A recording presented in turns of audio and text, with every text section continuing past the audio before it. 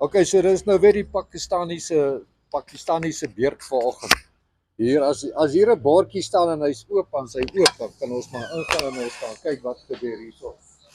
By by die yes, hierso is nog 'n slagoffer. Hier's nog 'n slagoffer. Wat is jou naam, jou skoengrootte en jou ouderdom? Jan Hendrik Labeskagni en ek is 33. Jy's 33 jaar oud, jy kom na hierdie ou toe wat messe en allerlei goed het van Pakistan af en jy's heeltemal gemaklik om te sit. Ja nee, wat ek kom al hier van sy eerste, ek sê een van sy eerste kliënte. Heel eerste kliënte, een van die eerste kliënte wat hy hier gaan bedoen. Ali, do you feel comfortable with your clients? Yes, very much. And can you speak Afrikaans by now? Bietjie ek kan praat. Okay, so what do you say about the Springbokke? Nou ja, baie goed. Baie goed. Is that all you have to say? Ja, they are baie goed and we always win.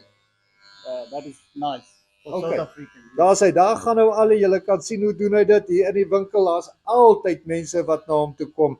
Dis nou ons Pakistaanse boertjie hierso binne in Parys wat so uitstekend doen met sy hare. Thanks Ali. Thank you very much. Yeah, they can come. We will start next week vaccine. We can do facial or threading. Ja? Yeah, and for pensioner is gonna be bit less.